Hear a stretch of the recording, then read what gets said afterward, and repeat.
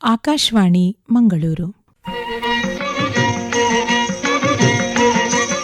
ವನಿತಾ ವಾಣಿ, ಮಹಿಳೆಯರಿಗಾಗಿ ಕಾರ್ಯಕ್ರಮ.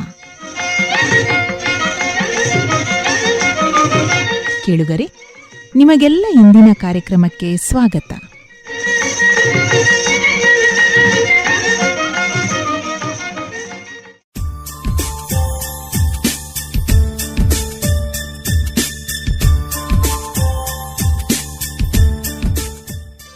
ಇಂದಿನ ನಮ್ಮ ಕಾರ್ಯಕ್ರಮದಲ್ಲಿ ತಾರಸಿ ಕೃಷಿ ಮಾಡುತ್ತಿರುವ ಕೆ. ಸಂಧ್ಯಾ ಪ್ರಸಾದ್ ಅವರೊಂದಿಗೆ ಮಾತುಕತೆ.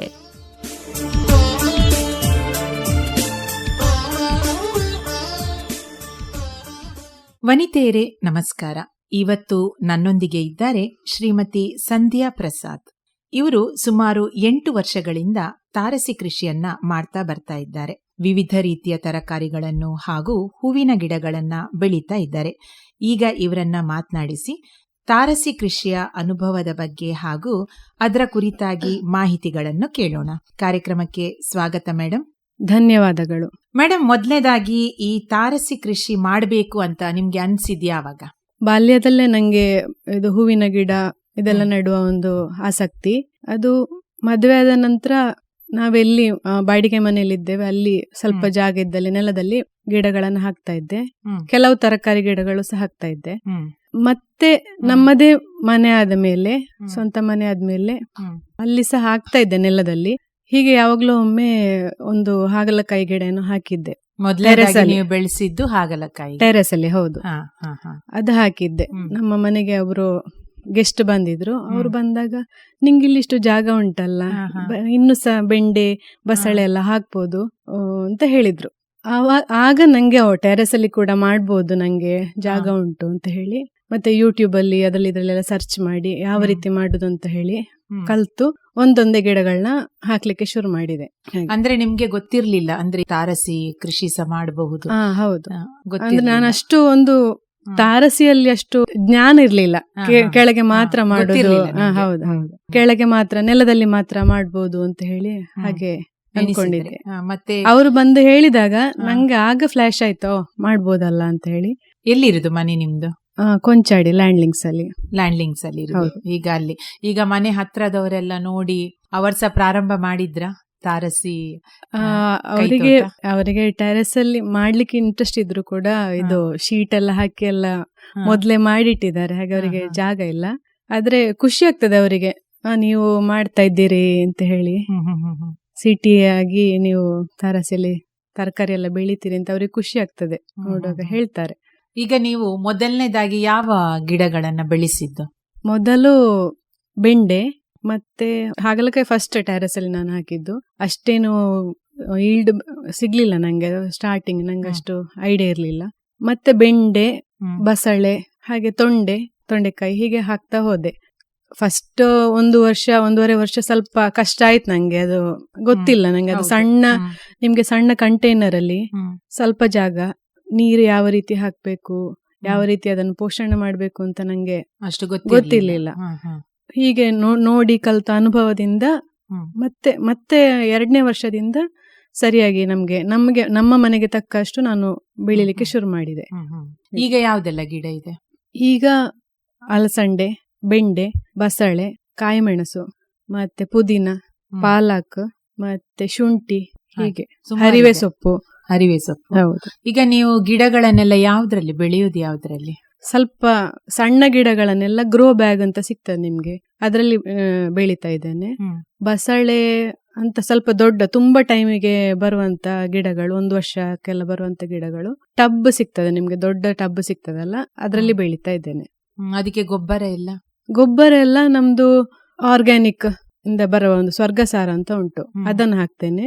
ಮತ್ತೆ ಇದು ಹೇಳ್ತಾರೆ, ಈ ತರಕಾರಿ ಕಟ್ ಮಾಡಿದ್ದು, ಈ ಚಾ ಎಲ್ಲ ಮಾಡುವಾಗ ಉಳಿದಂತಹ ವೇಸ್ಟ್ ಎಲ್ಲ ಇದೆಯಲ್ಲ, ಅದನ್ನೆಲ್ಲ ಹಾಕಿದ್ರೆ ಬೆಳೀತದೆ ಅಂತ ಹೇಳ್ತಾರೆ. ಹಾಕ್ಬೋದು, ಅದನ್ನ ಹಾಕ್ಬೋದು. ಆದ್ರೆ ಅದು ಒಮ್ಮೆಗೆ ತುಂಬಾ ಹಾಕ್ಬಾರ್ದು. ಸ್ವಲ್ಪ ದೂರದಲ್ಲಿ ಗಿಡದ ಬುಡಕ್ಕೆ ತಾಗದ ಹಾಗೆ ಸ್ವಲ್ಪ ದೂರದಲ್ಲಿ ಹಾಕಿ ಮೇಲಿಂದ ಸ್ವಲ್ಪ ಮಣ್ಣು ಮುಚ್ಚಿದ್ರೆ ಅದು ನಿಧಾನದಲ್ಲಿ ಗೊಬ್ಬರ ಆಗಿ ಗಿಡಕ್ಕೆ ಬೇಕಾದ ಇದೆಲ್ಲ ಸಿಗ್ತದೆ ಅದರಿಂದ. ಇದರ ಪೋಷಣೆ ಹೇಗ್ ಮಾಡ್ತೀರಾ? ಅಂದ್ರೆ ದಿವಸಕ್ಕೆ ಎಷ್ಟು ಸಲ ನೀರು ಹಾಕುದು? ಟೆರೆಸ್ ಅಲ್ಲಿ ಆಗುವಾಗ ದಿನಕ್ಕೆ 2 ಸಲ ನೀರು ಹಾಕ್ಲೇಬೇಕು, ಬೆಳಿಗ್ಗೆ ಮತ್ತೆ ಸಾಯಂಕಾಲ. ಹಾ. ಇಲ್ಲದಿದ್ರೆ ನಿಮ್ಗೆ ಅದು ಸಣ್ಣ ಜಾಗದಲ್ಲಿ ನೀರು ಸಾಕಾಗುದಿಲ್ಲ. ಅದಕ್ಕೆ ಬೇಸಿಗೆಯಲ್ಲಿ ತುಂಬಾ ಕಷ್ಟ ಆಗ್ತದೆ. 2 ಸಲ ಹಾಕ್ಲೇಬೇಕು. ಮತ್ತೆ ಮಳೆಗಾಲದಲ್ಲಿ ಹೇಗೂ ಬೇಡ. ಬೇಡ ಅದು. ಈಗ ನೀರಿನ ವ್ಯವಸ್ಥೆ ಎಲ್ಲ ಇದೆಯಾ ಈಗ ನೀವಿರುವ ಸ್ಥಳದಲ್ಲಿ? ಉಂಟು. ಕಾರ್ಪೊರೇಷನ್ ಇದ್ದ ನೀರು ಉಂಟು. ಅದನ್ನ ನಾವು ಸ್ಟೋರೇಜ್ ಮಾಡಿ ಇಡ್ತೇವೆ. ಸಂಪ್ ಟ್ಯಾಂಕ್ ಎಲ್ಲ ಉಂಟು, ಅದನ್ನೇ ಹಾಕುದು. ಈಗ ಈ ತಾರಸಿ ಕೃಷಿ ಮಾಡ್ಲಿಕ್ಕೆ ಮೊದ್ಲಿಗೆ ಹೇಳಿದ್ರಿ ನೀವು ಸ್ವಲ್ಪ ಜಾಗ ಇತ್ತು ಅಂತ. ಎಷ್ಟು ಜಾಗ ಬೇಕು ಈಗ ನಿಮ್ಗೆ? ಆಸಕ್ತಿ ಇದ್ರೆ 50 ಸ್ಕ್ವೇರ್ ಫೀಟ್ ಇದ್ರೆ ಸಾಕು. ನಿಮ್ಗೆ ಆಸಕ್ತಿ ಇದ್ರೆ ಸಣ್ಣ ಪುಟ್ಟ ಗಿಡಗಳನ್ನು ಹಾಕ್ಬೋದು. ಈಗ ಪುದೀನ ಮತ್ತೆ ಒಂದೆಲಗ ಹೇಳ್ತಾರೆ, ತಿಮ್ಮರೆ ಅಂತ ಹೇಳ್ತಾರಲ್ಲ, ಅದು, ಕಾಯಿ ಮೆಣಸು 1-2-3 ಗಿಡ ಇದ್ರೆ ಸಾಕು. ಸಣ್ಣ ಫ್ಯಾಮಿಲಿಗೆ ಬೇಕಾಗುವಷ್ಟು ಸಿಗ್ತದೆ. ಮತ್ತೆ ಶುಂಠಿ ಅಂತದ್ದನ್ನೆಲ್ಲ ಬೆಳಿಬಹುದು. ಆಸಕ್ತಿ ಇದ್ದವರಿಗೆ ಅಷ್ಟು ಸಣ್ಣ ಜಾಗ ಕೂಡ ಸಾಕು. ನಾನೀಗ ಒಂದು 150-200 ಸ್ಕ್ವೇರ್ ಫೀಟ್ ಇರೋದಷ್ಟೇ ನಂಗೆ ಜಾಗ. ಸರಿಯಾಗಿ ನಂಗೆ ಅದು ತರಕಾರಿ ಮಾಡ್ಬೇಕಾದ್ರೆ ಅಷ್ಟೇ ಇರೋದು. ಅದ್ರಲ್ಲೇ ನಂಗೆ ಸಾಕಾಗ್ತದೆ, ಬೇಕಾಗುವಷ್ಟು ಆಗ್ತದೆ. ಈಗ ಈ ಗಿಡಗಳಿಗೆ ಬೆಳಿಲಿಕ್ಕೆ ಯಾವ ವಾತಾವರಣ ತುಂಬಾ ಸೂಕ್ತ ಅಂತ ಹೇಳ್ತೀರಾ? ಬಿಸಿಲು ಬೇಕು, ಮೇನ್ ಬಿಸಿಲು ಬೇಕು. ಮತ್ತೆ ಸ್ವಲ್ಪ ಗಾಳಿ ಎಲ್ಲ ಓಡಾಡ್ಬೇಕು. ಮತ್ತೆ ಇಲ್ಲಿಯ ಹವೆಗೆ, ನಮ್ದು ಮಂಗಳೂರು ಆಗಿದ್ದಕ್ಕೆ ಇಲ್ಲಿಯ ಹವೆಗೆ ಯಾವ ತರಕಾರಿ ಚಂದ ಬೆಳೀತದೆ ಅದನ್ನ ಹಾಕಿದ್ರೆ ಚಂದ ಬರ್ತದೆ. ಚಳಿ ಪ್ರದೇಶದಲ್ಲಿ ಬೆಳೆದು ಸಹ ಬೆಳಿಬಹುದು, ಆದ್ರೆ ಅಲ್ಲಿಯಷ್ಟು ಒಳ್ಳೇದು ಬರುದಿಲ್ಲ. ಹೌದು. ಕ್ಯಾಬೇಜ್, ಕಾಲಿಫ್ಲವರ್ ಎಲ್ಲ ಬೆಳಿತಾರೆ. ಮಂಗಳೂರು ಆಗುವಾಗ ತುಂಬಾ ಸಮುದ್ರಕ್ಕೆ ತುಂಬಾ ಹತ್ತಿರ ಅಲ್ಲ, ಸ್ವಲ್ಪ ತೇವಾಂಶ ಇದೆ ನಮ್ಮ ಗಾಳಿಯಲ್ಲಿ, ಅಷ್ಟು ಒಳ್ಳೇದು ಬರುದಿಲ್ಲ. ಆದ್ರೆ ಬೆಳಿತಾರೆ. ನಾನು ಒಮ್ಮೆ ಬೆಳೆದಿದ್ದೇನೆ. ಯಾವುದು? ಕ್ಯಾಬೇಜ್, ಕಾಲಿಫ್ಲವರ್ ಎಲ್ಲ. ಹೇಗ್ ಬಂದಿತ್ತು? ತೊಂದ್ರೆ ಇಲ್ಲ. ಅಲ್ಲಿ ಚಳಿ ಪ್ರದೇಶದಷ್ಟು ದೊಡ್ಡ ಸೈಜ್ ಅಲ್ಲಿ ಸಿಗ್ಲಿಲ್ಲ ನಂಗೆ, ಬಟ್ ಬಂದಿದೆ, ಚಂದ ಬಂದಿದೆ. ಈಗ ನೀವು ಹೇಳೋದಾದ್ರೆ ಈಗ ಎಲ್ಲ ರೀತಿಯ ತರಕಾರಿಗಳನ್ನ ನೀವು ಬೆಳೆದಿದ್ದೀರಾ. ಈಗ ಸುಲಭದಲ್ಲಿ ಬೆಳೆಯುವಂತಹ ತರಕಾರಿ ಯಾವುದು? ಸುಲಭದಲ್ಲಿ ಬಿಗಿನರ್ಸಿಗೆ ಸೊಪ್ಪು ತರಕಾರಿಯೇ ಬೆಸ್ಟ್. ಸೊಪ್ಪುಗಳೀಗ ಹರಿಯುವ ಸೊಪ್ಪಾಗ್ಲಿ, ಬಸಳೆ, ಮತ್ತೆ ಕಾಯಿ ಮೆಣಸು ಬೆಳಿಬಹುದು, ಪುದೀನ, ಮತ್ತೆ ಪಾಲಕ್ ಕೂಡ ಇಲ್ಲಿ ಚಂದ ಬರ್ತದೆ. ಇಲ್ಲಿ ಹವೆಗೆ ಚಂದ ಬರ್ತದೆ. ಹೌದು. ನೀವು ಸಹ ಬೆಳೆದದ್ದು ಸೊಪ್ಪೆಯ? ಅಲ್ಲ, ಫಸ್ಟಿಗೆ ಅದೇ ಹಾಗಲಕಾಯಿ ಮತ್ತೆ ಬಸಳೆ. ಹಾಗೆ ಅದರ ನಂತರ ಎಷ್ಟು ವರ್ಷದ ನಂತರ ನೀವು ಬೇರೆ ತರಕಾರಿಗಳನ್ನ ಬೆಳಿಲಿಕ್ಕೆ ಶುರು ಮಾಡಿದ್ದು? ಒಂದು 2-3 ವರ್ಷದಲ್ಲಿ ಮತ್ತೆ ಬೇರೆ ಬೇರೆ ಬೆಳಿಲಿಕ್ಕೆ ಶುರು ಮಾಡಿದೆ. ಅಲಸಂಡೆ, ಅದು ಕೂಡ ಚಂದ ಬರ್ತದೆ ಇಲ್ಲಿ. ಈಗ ನಿಮ್ಮ ಮನೆಯ ಉಪಯೋಗಕ್ಕೆಲ್ಲ ನೀವು ಹೊರಗಿಂದ ಯಾವ್ದು ತರುದಿಲ್ವಾ? ಅಂದ್ರೆ ಇಲ್ಲಿ ಬೆಳಿಲಿಕ್ಕೆ ಆಗದಿದ್ದು. ಈಗ ಟೊಮೆಟೊ ಎಲ್ಲ ಸ್ವಲ್ಪ ಕಷ್ಟ ಇಲ್ಲಿ ಹವೆಗೆ. ಬೆಳಿತಾರೆ, ಅದು ಸ್ವಲ್ಪ ಕಷ್ಟ. ಮತ್ತೆ ನೀರುಳ್ಳಿ, ಬಟಾಟೆ ಆಗುದಿಲ್ಲ ಅಂತದ್ದೆಲ್ಲ ನಾವು ತರ್ತೇವೆ. ಕ್ಯಾಬೇಜ್, ಅದು ಕೂಡ ನಮ್ಗೆ ಇಲ್ಲಿ ಎಲ್ಲಾ ಟೈಮಲ್ಲಿ ಬೆಳಿಲಿಕ್ಕೆ ಆಗುದಿಲ್ಲ ಅಲ್ಲ. ಕ್ಯಾಬೇಜ್, ಕಾಲಿಫ್ಲವರ್ ಅಂತದೆಲ್ಲ ನಾವು, ಕ್ಯಾರೆಟ್ ಅಂತದೆಲ್ಲ ಹೊರಗಿಂದ ತರುದು. ಮತ್ತೆ ಹೆಚ್ಚಿನದ್ದು ನಮ್ಮಲ್ಲೇ ಬೆಳಿತೇನೆ. ಈಗ ಹಾಗೆ ಹೇಳಿದ್ರೆ ನೀವೀಗ ಹೊರಗೆ ಸಹ ಕೊಡ್ತೀರಾ? ಈಗ ನೀವು ಬೆಳೆದಂತ ಈಗ ಜಾಸ್ತಿ ಆಗ್ತದೆ, ನೀವೀಗ ತುಂಬಾ ಬೆಳೀತಾ ಇದ್ದೀರಾ. ಈಗ ನಿಮ್ಗೆ ಉಪಯೋಗಕ್ಕೆ ಆಗಿ ಮತ್ತೆ ಸಹ ಉಳಿತದೆ ತುಂಬಾ. ಹೌದೌದು. ಅದನ್ನೀಗ ಹೊರಗೆ ಕೊಡುವಂತದ್ದು ಎಲ್ಲ ಅಂದ್ರೆ ಕೊಡ್ತೇನೆ. ಈಗ ನಮ್ಮ ಅಮ್ಮನ ಮನೆಯಲ್ಲಿ ಹತ್ತಿರ ಅವರಿಗೆ ಕೊಡ್ತೇನೆ. ಮತ್ತೆ ಇನ್ನೊಬ್ರು ನಮ್ಮ ಮಾವ ಇದ್ದಾರೆ, ಅವರಿಗೆ ಕೊಡ್ತೇವೆ. ಇದ್ರೆ ಸ್ವಲ್ಪ ಜಾಸ್ತಿ ಇದ್ರೆ, ಅದು ಎಷ್ಟು ಗಿಡ ಇದೆ ಅದರ ಮೇಲೆ ಡಿಪೆಂಡ್. ಹಾಗೆ ಕೊಡ್ತೇವೆ. ನೇಬರ್ಸಿಗೆ ಕೊಡ್ತೇನೆ. ಹಾಗೆ ಕೊಡ್ತೀರಾ ನೀವು? ಹೌದು. ಈಗ ನೀವು ಹೊರಗಿಂದ ಸಹ ತರಕಾರಿ ತರ್ತೇನೆ ಅಂತ ಹೇಳಿದ್ರಿ, ಅಂದ್ರೆ ನಿಮ್ಗೆ ಬೆಳಿಲಿಕ್ಕೆ ಆಗದಂತದ್ದು ಹೊರಗಿಂದ ತರ್ತೀರಾ ಅಂತ. ಈಗ ಅದರ ವ್ಯತ್ಯಾಸ ಏನಾದ್ರೂ ಗೊತ್ತಾಗುದಿಲ್ವಾ ನಿಮ್ಗೆ? ಅಂದ್ರೆ ಮನೆಯಲ್ಲಿ ಬೆಳೆದದ್ದು, ಹೊರಗೆ ಬೆಳೆದದ್ದು? ಹೌದು, ಏನಿರುತ್ತೆ ವ್ಯತ್ಯಾಸ? ರುಚಿಯಲ್ಲಿ ವ್ಯತ್ಯಾಸ ಖಂಡಿತ ಇದೆ. ಮತ್ತೆ ಹೊರಗಿಂದ ತಂದದ್ದು ಬೇಗ ಹಾಳಾಗುದಿಲ್ಲ, ಅಂದ್ರೆ ಅದಕ್ಕೆ ಸ್ವಲ್ಪ ಕೆಮಿಕಲ್ ಎಲ್ಲ ಹಾಕಿ ಇಟ್ಟಿರ್ತಾರಲ್ಲ, ಹಾಗೆ ಹಾಳಾಗುದಿಲ್ಲ. ನಾವು ಮಾಡಿದ್ದು ಅಂದ್ರೆ ಸಾವಯವಾಗಿ ಯಾವುದೇ ಕೆಮಿಕಲ್ ಯೂಸ್ ಮಾಡದೆ ಮಾಡೋ ಕಾರಣ ಗೊತ್ತಾಗ್ತದೆ. ಅದು ರುಚಿಯಲ್ಲಿ ತುಂಬಾ ವ್ಯತ್ಯಾಸ ಗೊತ್ತಾಗ್ತದೆ. ನಾವೇ ಬೆಳೆದದ್ದು ತುಂಬಾ ರುಚಿ ಅಲ್ವಾ? ಹೌದು. ಈಗ ಹುಳ ಎಲ್ಲ ಬರ್ತದೆ ನೋಡಿ, ಅದನ್ನೆಲ್ಲ ಹೇಗೆ ನೀವು ಸಂರಕ್ಷಿಸ್ತೀರಾ? ಈಗ ಆರಂಭದಲ್ಲಿ ಆದ್ರೆ ನಾನದು ನೋಡಿ ಅವಾಗ್ಲೇ ಕೈಯಲ್ಲೇ ಏನಾದ್ರೂ ಒಂದು ಕಡ್ಡಿ ಏನಾದ್ರು ತೆಗ್ದು ಅದನ್ನು ತೆಗ್ದು ಹುಳವನ್ನು ತೆಗ್ದು ಸಾಯಿಸ್ತೇನೆ. ನಂಗೆ ಗೊತ್ತಾಗದೆ ಸ್ವಲ್ಪ ಜಾಸ್ತಿ ಆಯ್ತು, ಹುಳಗಳು ಜಾಸ್ತಿ ಬಂದಿದೆ ಅಂತ ಆದ್ರೆ ಇದು ಕಹಿಬೇವಿನ ಎಣ್ಣೆ ಸಿಗ್ತದೆ, ಅದನ್ನ ನೀರಿಗೆ ಸ್ವಲ್ಪ ಹಾಕಿ ಸ್ಪ್ರೇ ಮಾಡುದು. ಅದ್ರಲ್ಲಿ ನಿಮ್ಗೆ ಅದನ್ನ ಮಾತ್ರ ನೀವು 4 ದಿನಕ್ಕೊಮ್ಮೆ ಹಾಗೆ ಮಾಡ್ಬೇಕು. ಅದರಲ್ಲಿ ನಿಮ್ಗೆ ತುಂಬಾ ಹುಳ ನಿಯಂತ್ರಣಕ್ಕೆ ಬಂದಿದ್ರೆ 4 ದಿನಕ್ಕೊಮ್ಮೆ ಅದು ಬೇವಿನ ಎಣ್ಣೆಯನ್ನ ಸಿಂಪಡಿಸಬೇಕು ಹೌದು, ಅಂತ ಹೌದು. ಹೇಳುದು ನೀವು. ಹೌದು, ನೀರಿಗೆ ಹಾಕಿ 1 ಲೀಟರ್ ನೀರಿಗೆ ಒಂದು 10 ml ಅಷ್ಟು ಕಹಿಬೇವಿನ ಎಣ್ಣೆ ಹಾಕಿ ಹ್ಮ್. ಅದನ್ನ ಚಂದ ಹ್ಮ್. ಮಿಕ್ಸ್ ಮಾಡಿ ಮತ್ತೆ ಸ್ಪ್ರೇ ಮಾಡ್ಬೇಕು. ಎಲೆ ಅಡಿಗೆ ಎಲ್ಲ ಸ್ಪ್ರೇ ಹುಳ ಮಾಡಿ ಹಿಡಿದಂತಹ ಗಿಡಗಳಿಗೆ ಮಾತ್ರ, ಹೌದು, ಎಲ್ಲದಕ್ಕೆ ಅಲ್ಲ. ಹಾಕ್ಬೋದು, ಎಲ್ಲದಕ್ಕೂ ಹಾಕ್ಬೋದು, ಏನ್ ತೊಂದ್ರೆ ಇಲ್ಲ. ಹ, ಹ, ಹ. ಬರ್ಲಿಕ್ಕಿರುವ ಹುಳಗಳು ಸಹ ಅದು ನಿಯಂತ್ರಣಕ್ಕೆ ಬರ್ತದೆ, ಬರುದಿಲ್ಲ. ಈಗ ನೀವು ದಿನಾಲು ತರಕಾರಿ ಎಲ್ಲ ತೆಗಿತೀರಾ ಹೇಗೆ? ವಾರಕ್ಕೊಮ್ಮೆ ಹಾಗೆ ಏನಾದ್ರು? ಒಂದು ದಿನ ಬಿಟ್ಟು ಒಂದು ದಿನ ಹಾಗೆ 2 ಸಿಗ್ತದೆ. ದಿನಕ್ಕೊಮ್ಮೆ ತೆಗೆಯುದು ಹೌದು, ಎಲ್ಲ ಹೌದು. ತರಕಾರಿ. ಹೌದು, ಈಗ ತುಂಬಾ ಕಷ್ಟ ಬೆಳಿಲಿಕ್ಕೆ, ಅದಕ್ಕೆ ತುಂಬಾ ಕೇರ್ ತಗೊಳ್ಬೇಕು ಹೌದು. ಅಂತ ಹೇಳುವ ತರಕಾರಿ ಯಾವುದು? ಹಾಗಲಕಾಯಿ ತುಂಬಾ ಕಷ್ಟ ಅದು. ಕಷ್ಟ ಅಂದ್ರೆ ಅದಕ್ಕೆ ಬೇಗ ಹುಳ ಬರುದು. ಓಹೋ, ಮತ್ತೆ ಪಡುವಲ ಅವುಗಳಿಗೆಲ್ಲ ಈಗ ಕಾಯಿ ಬಿಟ್ಟು ಹೂ ಆಗಿ ಕಾಯಿ ಆಗೋ ಟೈಮಿಗೆ ಅದಕ್ಕೆ ಒಂದು ಹುಳ ಬಂದು ಹೀಗೆ ಕಚ್ಚಿದ್ರೆ ಅದು ಮತ್ತೆ ಚಂದ ಬೆಳೆಯುವುದಿಲ್ಲ. ಅದು ನಮ್ಗೆ ಗೊತ್ತಾಗುದಿಲ್ಲ. ಅದು ಫೀಮೇಲ್ ಫ್ಲವರ್ ಇದೆಲ್ಲ, ಅದು ಆಗಿ ನೆಕ್ಸ್ಟ್ ಡೇ ಅದು ಬಂದು ಹೊಟ್ಟೆ ಮಾಡ್ತದೆ ಆ ಹುಳ ಬಂದು. ಅದು ಹಾಗೆ ಆದ್ರೆ ಮತ್ತೆ ನಮ್ಗೆ ಚಂದ ಸಿಗುದಿಲ್ಲ ಕಾಯಿ. ನಾವು ಅದನ್ನು ನೋಡ್ಕೊಳ್ಬೇಕು. ಏನಾದ್ರೂ ಪ್ಲಾಸ್ಟಿಕ್ ಕವರ್ ಏನಾದ್ರೂ ಕಟ್ಟಬೇಕು ಅದಕ್ಕೆ. ಮತ್ತೆ ಇನ್ನೊಂದೆಂತ ಹೇಳಿದ್ರೆ ಅದರದ್ದೆಲ್ಲ ಬೇರು ಮೇಲೆ ಮೇಲೆ ಬರ್ತದೆ. ಯಾವ್ದ್ರದ್ದು? ಹಾಗಲಕಾಯಿ ಬಳ್ಳಿ ಗಿಡಗಳಿದೆಲ್ಲ ಅದರದ್ದೆಲ್ಲ ಆ ಮೇಲೆ ಮೇಲೆ ಬರುವಾಗ ಅದಕ್ಕೆ ನೀರು ಎಷ್ಟು ಹಾಕಿದ್ರು ಸಾಕಾಗುದಿಲ್ಲ. ಅದಕ್ಕೆಲ್ಲ ನಾವು ಬೇರು ಮೇಲೆ ಡೈರೆಕ್ಟ್ ಸೂರ್ಯನ ಬೆಳಕು ಬೀಳದ ಹಾಗೆ ಏನಾದ್ರೂ ಕವರ್ ಮಾಡ್ಬೇಕು. ಸೊಪ್ಪು ಒಣಗಿ ತರಗೆಲೆಗಳೆಲ್ಲ ಇದ್ರೆ ಅದನ್ನು ಕವರ್ ಮಾಡ್ಬೇಕು.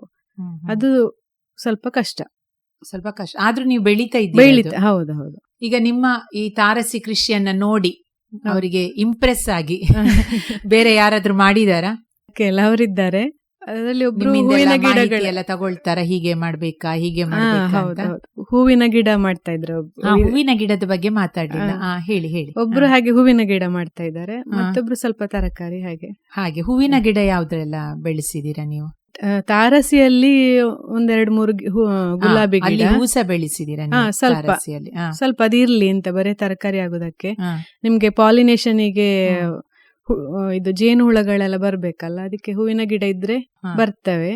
ಮತ್ತೆ ಕೆಳಗೆ ನೆಲದಲ್ಲಿ ಸ್ವಲ್ಪ ಜಾಗ ಉಂಟು, ಅಲ್ಲಿ ದಾಸವಾಳಗಳು, ನಮ್ಮ ಊರಿದ್ದೆ ದಾಸವಾಳಗಳು 8-10 ವೆರೈಟಿ, ಮತ್ತೆ ಕಿಸ್ಕಾರ ಅಂತ ಹೇಳ್ತಾರಲ್ಲ ಅದು, ಹಾಗೆ ಬೇರೆ ಬೇರೆ. ಅಲ್ಲಿ ಕೂಡ ಕೆಳಗೆ ಕೂಡ ಪಾಟ್ ಅಲ್ಲಿ ಹಾಕಿ ಬೆಳೆಸ್ತಾ ಇದ್ದಾನೆ ಹೂವಿನ ಗಿಡಗಳು. ಹೂವಿನ ಗಿಡ ಈಗ ಅದ್ರ ಗೊಬ್ಬರ ಮತ್ತು ಇದ್ರ ಗೊಬ್ಬರ ಸೇಮಾ? ದಾಸವಾಳಕ್ಕೆಲ್ಲ ನಾನೆಂತ ಹಾಕುದಿಲ್ಲ ಗೊಬ್ಬರ, ಅದರಷ್ಟಕ್ಕೆ ಬೆಳೀತದೆ. ಈಗ ಈ ತರಕಾರಿ ಬೀಜ ಎಲ್ಲ ಇರ್ತದೆ ನೋಡಿ, ಅದೆಲ್ಲ ಎಲ್ಲಿಂದ ತರುದು ನೀವು?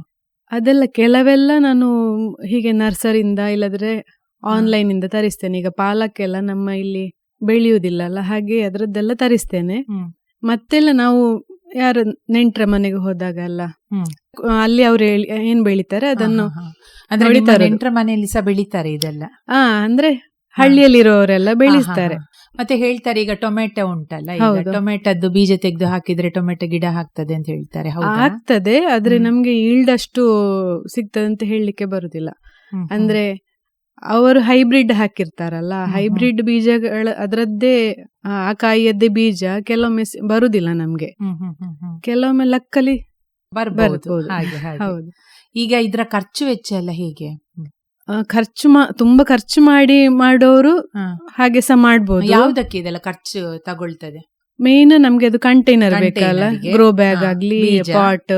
ಬೀಜಕ್ಕೆಲ್ಲ ತುಂಬಾ ಆಗುದಿಲ್ಲ ಮೇನ್ ಅದಕ್ಕೆ. ಮತ್ತೆ ಏನಾದ್ರೂ ನಿಮ್ಗೆ ಬಳ್ಳಿ ಹಬ್ಬಿಸುವಂತ ಗಿಡಗಳಾದ್ರೆ ಅದಕ್ಕೆ ಬೇಕಾದ ಸಲಕರಣೆಗಳಿಗೆ ಬೇಕು. ಮತ್ತೆ ಸ್ವಲ್ಪ ಗೊಬ್ಬರಕ್ಕೆ ಫಸ್ಟಿಗೆ ಸ್ಟಾರ್ಟ್ ಮಾಡುವಾಗ ಮಾತ್ರ ಸ್ವಲ್ಪ ನಾವು ಇನ್ವೆಸ್ಟ್ ಮಾಡ್ಬೇಕು. ಹೌದು ಹೌದು. ಮತ್ತೆ ನಿಮ್ಗೆ ಲಾಭವೇ ಅಲ್ಲ, ಅದನ್ನೇ ರೀಯೂಸ್ ಮಾಡುದಲ್ಲ. ಹೌದು ಹೌದು. ಕಂಟೈನರ್ ಚೇಂಜ್ ಮಾಡ್ತಾ ಇರ್ಬೇಕಾ ಹಾಗೇನಾದ್ರೂ? ನಿಮ್ಗೆ ಈಗ ಪ್ಲಾಸ್ಟಿಕ್ ಪಾಟ್ ಅಂತದ್ದೆಲ್ಲ ಆದ್ರೆ ಒಂದು 4-5 ವರ್ಷಕ್ಕೆ, ಅಥವಾ ಕೆಲವು ಒಳ್ಳೆ ಕ್ವಾಲಿಟಿ ಆದ್ರೆ ತುಂಬಾ ವರ್ಷಕ್ಕೆ ಬರ್ತದೆ. ಗ್ರೋ ಬ್ಯಾಗ್ ಎಲ್ಲ ನಿಮ್ಗೆ 1.5 ವರ್ಷ, ಅದು ಬಿಸಿಲು ಮಳೆ ತಾಗಿ ಆಗುವಾಗ ಹರಿದೋಗ್ತದೆ. ಮತ್ತೆ ನಾವು ಆಚೀಚೆ ಇಡುವಾಗ್ಲೂ ಕೂಡ ಜಾಗ್ರತೆಯಾಗಿ ಇಡ್ಬೇಕು. 1-2 ವರ್ಷಕ್ಕೆ ಬರ್ತದೆ. ಅದನ್ನ ನೀವು ಗ್ರೋ ಬ್ಯಾಗ್ ಅನ್ನು ನೀವು ಚೇಂಜ್ ಮಾಡ್ತಾ ಇರ್ಬೇಕಾಗ್ತದೆ. ಮತ್ತೆ ನಿಮ್ಗೆ ಖರ್ಚು ಮಾಡುದು ಬೇಡ, ಇರುವ ಇದ್ರಲ್ಲೇ ಮಾಡುವ ಅಂತ ಹೇಳಿದ್ರೆ ಹಳೆ ನಮ್ಮ ಬಕೆಟ್ಗಳಿರ್ತದೆ, ದೊಡ್ಡ ದೊಡ್ಡ ಬಕೆಟ್ಗಳು. ಹೌದು. ಈಗ ಸೂರ್ಯನ ಬೆಳಕು ಬಿದ್ದು ಅದು ಸಹ ಹೊಡಿತದೆ ಅಲ್ಲ ಈಗ ಬಕೆಟ್ ಆದ್ರೂ. ಅದೆಲ್ಲ ಅಂದ್ರೆ ತುಂಬಾ ಒಂದು 2-3 ವರ್ಷಕ್ಕೆಲ್ಲ ಏನ್ ತೊಂದ್ರೆ ಇಲ್ಲ. ತೊಂದ್ರೆ ಇಲ್ಲ. ತೊಂದ್ರೆ ಇಲ್ಲ. ಹಾಗೆ ಈಗ ನೀವು ತಗೊಂಡಂತ ಕಂಟೈನರ್ ಸ್ವಲ್ಪ ಕ್ವಾಲಿಟಿ ಇದ್ದು. ಸ್ಟಾರ್ಟಿಂಗ್ ಅಲ್ಲಿ ನಾನು ಕೂಡ ಗೋಣಿ ಇದು ಹಾ, ಅಕ್ಕಿ ಹಾಗೆ. ಗೋಣಿಗಳೆಲ್ಲ ಹಾ. ಇರ್ತಲ್ಲ ಅದ್ರಲ್ಲಿ ಮಾಡ್ತಾ ಇದ್ದೆ. ಈಗ ಅದು ಸ್ವಲ್ಪ ಅದರಿಂದ ಈಗ ತರಕಾರಿ ಬರ್ತದೆ, ನಾವು ಉಪಯೋಗ ಮಾಡ್ತೇವೆ, ನಂಗೆ ಸ್ವಲ್ಪ ಉಳಿತಾಯ ಆಗ್ತದಲ್ಲ, ಹೌದು ಹೌದು. ಅದ್ರಲ್ಲಿ ನಾನು ಒಂದೊಂದೇ ಆಗಿ ಸ್ವಲ್ಪ ಸ್ವಲ್ಪವೇ ಪಾಟ್ ಟಬ್ ಇಂಥದ್ದೆಲ್ಲ ತಕೊಂಡದು. ತಗೊಂಡ್ರಿ. ಹೌದು. ಈಗ ತಾರಸಿ ಕೃಷಿ ಮಾಡುವವರಿಗೆ ಅಂದ್ರೆ ಈಗ ನೀವು ನಿಮ್ಮ ಮನೆಯ ಉಪಯೋಗಕ್ಕೆ ಈಗ ಜಸ್ಟ್ ನೀವು ಕೊಡ್ಲಿಕ್ಕೆ ಶುರು ಮಾಡಿದ್ದು, ಹೌದು. ಹೇಗೆ ಲಾಭ ಅಂತ ಹೇಳ್ತೀರಾ ನೀವು?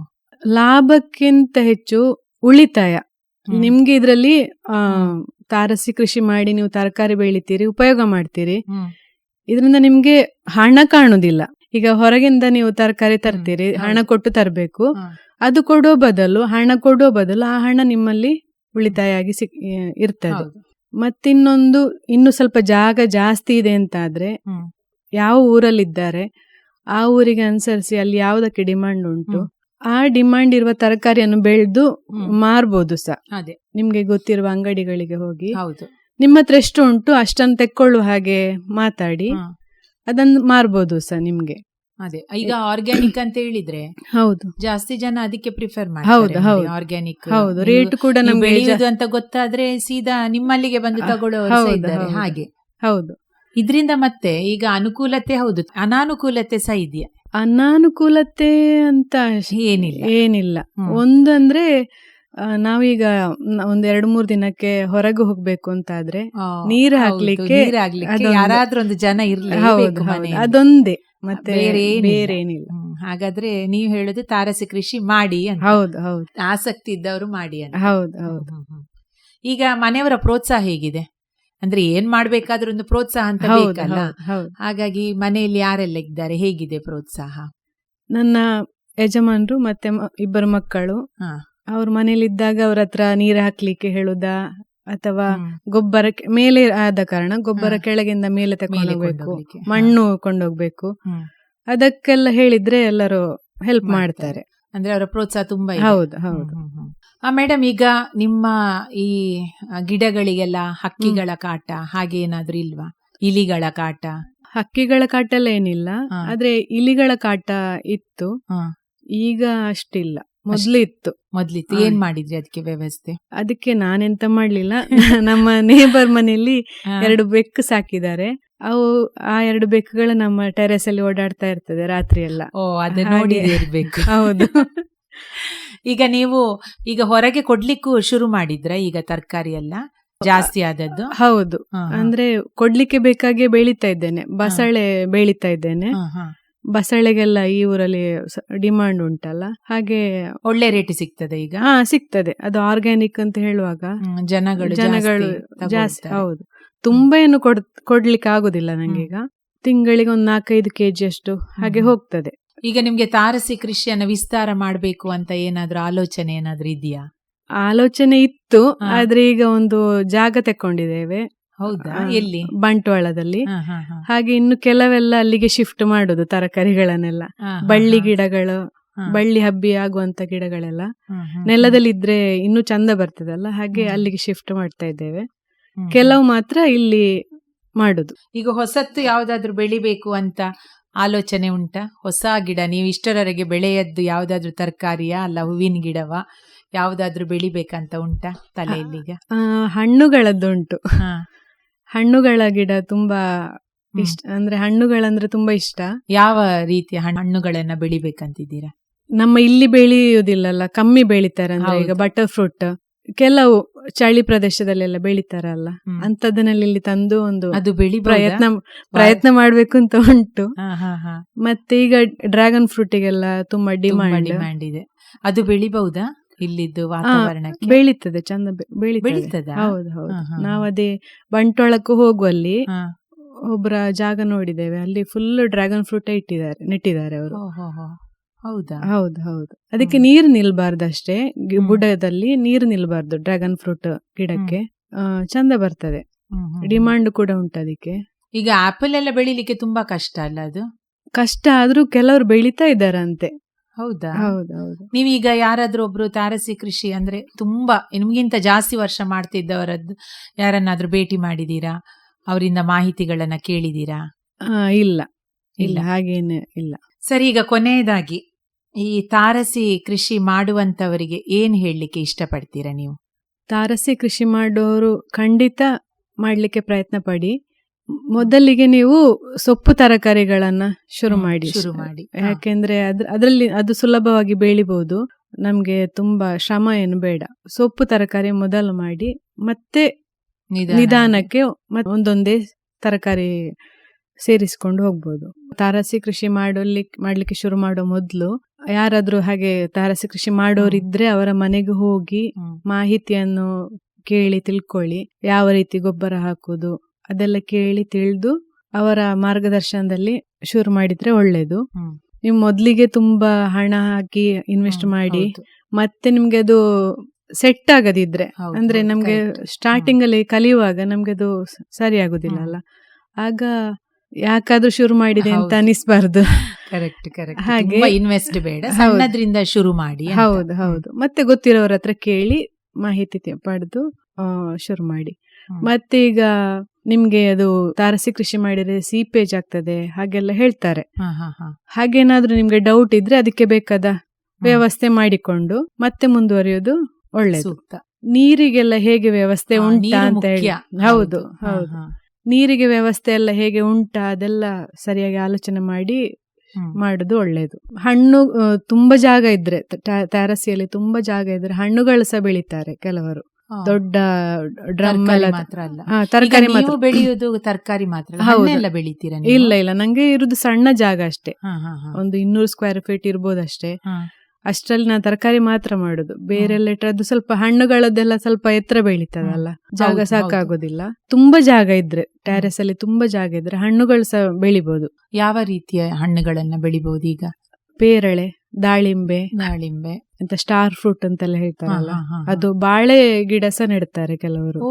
ಅದು ಸಹ ಬೆಳಿ. ಹೌದು ಹೌದು. ಹಾಗೆ ಹಲಸಿನ ಗಿಡ ಕೂಡ ನೆಡ್ತಾರೆ. ಹೌದಾ? ಹೌದೌದು. ಈಗೆಲ್ಲ ನಿಮ್ಗೆ 2 ಹೈಬ್ರಿಡ್ ವೆರೈಟಿ ಎಲ್ಲ ಸಿಗ್ತದಲ್ಲ, ಸಣ್ಣ ಗಿಡದಲ್ಲಿ ನಿಮ್ಗೆ ಹಲಸು ಸಿಗುವ ವೆರೈಟಿ ಉಂಟು, ಅದನ್ಸ ನೆಡ್ಬೋದು.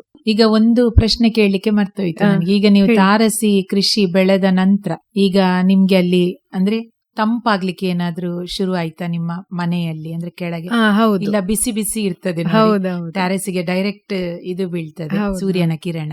ಇದಾದ ಬೆಳೆದ ನಂತರ ಹೀಗವೇನು ವ್ಯತ್ಯಾಸ? ಸ್ವಲ್ಪ ಉಂಟು ಉಂಟು ಉಂಟು ವ್ಯತ್ಯಾಸ. ಯಾವ ರೀತಿ? ಅದಂದ್ರೆ ಒಂದು ರೂಮ್ ಇದ್ದ ಮೇಲೆ ಇರುದು ಜಾಗ ಕೃಷಿ ಮಾಡ್ಲಿಕ್ಕೆ. ಬೇಸಿಗೆಯಲ್ಲಿ ತುಂಬಾ ಬಿಸಿಲು ಬೀಳ್ತದೆ ಆ ರೂಮಿಗೆ.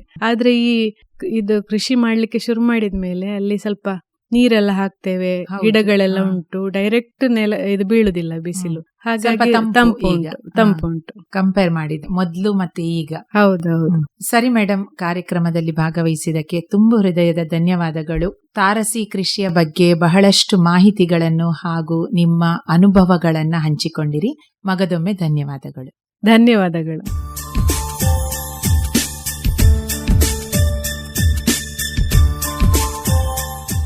ಇದುವರೆಗೆ ತಾರಸಿ ಕೃಷಿ ಮಾಡುತ್ತಿರುವ ಕೆ. ಸಂಧ್ಯಾ ಪ್ರಸಾದ್ ಅವರೊಂದಿಗೆ ಮಾತುಕತೆ ಕೇಳಿದಿರಿ. ಮಾತುಕತೆ ನಡೆಸಿಕೊಟ್ಟವರು ರಶ್ಮಿ ರೈ.